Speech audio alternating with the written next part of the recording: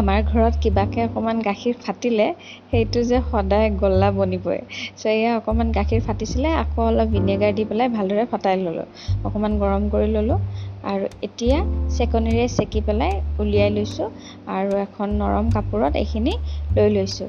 ইয়াতে যিমান এক্সট্ৰা পানী আছে সেইখিনি উলিয়াই ল'ম, কিন্তু ইয়াতে ভিনেগাৰৰ টেঙা ভাৱটো আছে নহয়, তাৰ কাৰণে এইখিনি ওলাই পেলাই অকণমান ধুই ল'ব লাগিব।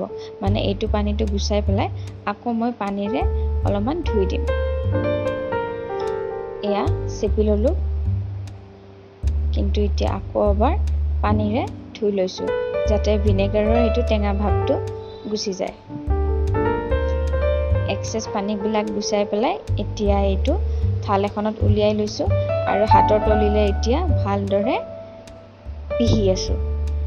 যিমানে বেছি পিহিব সিমানে ক্ৰেক নহ'ব আৰু গল্লাকেইটা সিমানে বেছি ধুনীয়া হ'ব। এতিয়া প্ৰায় 20 মিনিটমান মই পিহিলোঁ আৰু সৰু সৰু বল বনাই লৈছোঁ এতিয়া, কাৰণ এইটো যেতিয়া আমি চুগাৰ চিৰাপত দিম এইটো ফুলি যাব, উতলাম যেতিয়া আকৌ ফুলিব। এয়া সৰু সৰুকৈ বনাই লৈছোঁ। যিহেতু গাখীৰ অলপেই আছে তাৰ বাবে বেছি মানে এইকেইটাই হৈছে। এয়া চাই লওক, দুই এটা ডাঙৰ হৈছে, দুই এটা সৰু হৈছে বাৰু।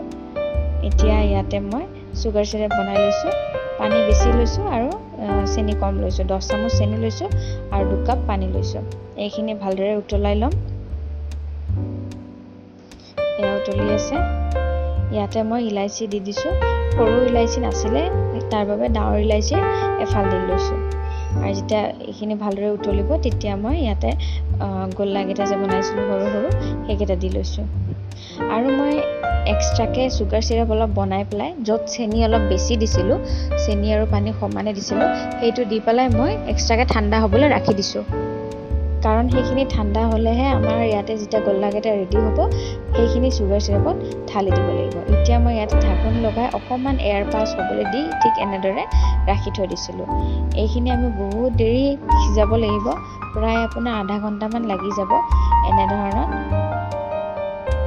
জুইটো মিডিয়ামত থৈছিলোঁ, এতিয়া অকণমান কমাই দিলোঁ। দেখাই লৈছোঁ আপোনালোকক যে আগতকৈ চাইজকেইটা চাওকচোন, ডাঙৰ হৈছে। এয়া প্ৰায় হ'বই আৰু আমাৰ চুগাৰ চিৰাপটো কমি আহিছে।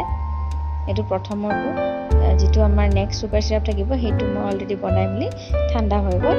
এয়া আমাৰ গল্লা প্ৰায় ৰেডি হৈ গৈছে। এতিয়া ইয়াৰ পৰা উলিয়াই ডাইৰেক্ট মই চুগাৰ চিৰাপত ঢালি দিম।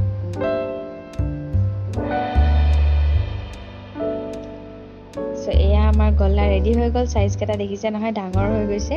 চুগাৰ চিৰাপত প্ৰায় 2 ঘণ্টামান আছিলে আৰু একদম ছফ্ট গল্লা হৈছে। আপোনালোকেও ট্ৰাই কৰিব পাৰে ঘৰতে বনোৱা ৰসগোল্লা।